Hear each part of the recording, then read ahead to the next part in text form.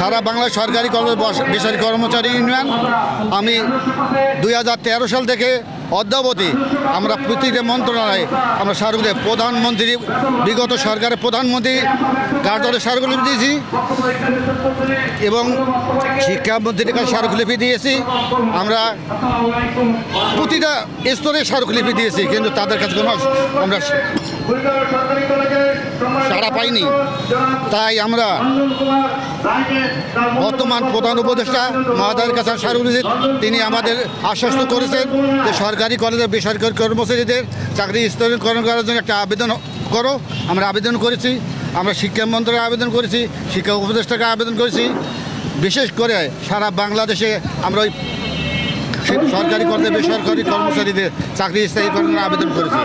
আমরা আপনাদের মাধ্যমে আমরা সরকারি কলেজের বেসরকারি কর্মচারী চাকরির জন্য স্থায়ীকরণ করা হয় সেটা একটু আপনারা নজর রাখবেন। আপনাদের সারা বাংলাদেশে যত সরকারি কলেজে বেসরকারি কর্মচারী আছে আমরা দীর্ঘদিন থেকে আন্দোলন করে আসছি। অনেক স্মারকলিপি দিয়েছে সরকারের কাছে। বিগত 15 বছরে স্বৈরাচার ফেজ সরকারকে অনেক কিছু আকুতি মিনতি করেছি ওই সরকারের কাছে। অনেক আমরা মানে অনেক বৈষম্যর শিকার হয়েছে, যে বৈষম্যের কারণে আজ বাংলাদেশ দ্বিতীয় 24শে স্বাধীনতা অর্জন করেছে। যে বৈষম্যের কারণে আজকে 71-এ যে ঘটনা বৈষম্যের কারণে শিকার বাংলাদেশ স্বাধীন হয়েছে, 24শে যে বৈষম্যের কারণে 24শে জুলাই স্বাধীনতা হয়েছে।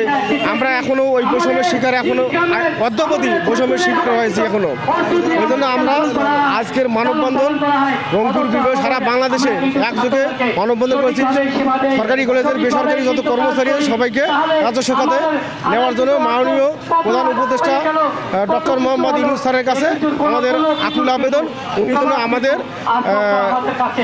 সরকারি কলেজের বেসরকারি যত কর্মচারী আছে সবাইকে যেন আমাদেরকে রাজস্ব খাতে নেওয়া হয়। এই জন্য আমরা আমাদেরকে বিভিন্নভাবে তারা আশ্বস্ত করেছেন যে তোমরা আসলে বৈষম্যের শিকার, তোমাদের ব্যাপারে আমরা সার্বিক চেষ্টা করব, সার্বিক সহযোগিতা করব। এই আশ্বাস দিয়ে আজ পর্যন্ত আমাদেরকে ঝুলে রাখানো হয়েছে। শুধু করব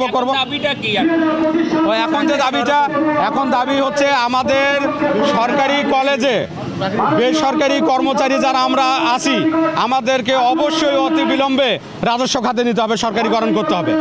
এটা নাম্বার 1। নাম্বার 2 হচ্ছে যতদিন পর্যন্ত আমাদের রাজস্ব খাতে নেয়নি ততদিন পর্যন্ত একজন 20তম গ্রেডের যে কর্মচারী, সরকারি কর্মচারী যে বেতন ভাতা সুযোগ সুবিধা পায় সেই সুযোগ সুবিধা আমাদের দিতে হবে।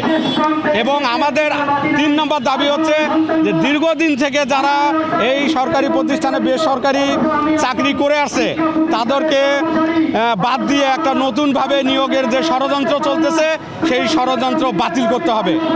এটি হচ্ছে আমাদের এই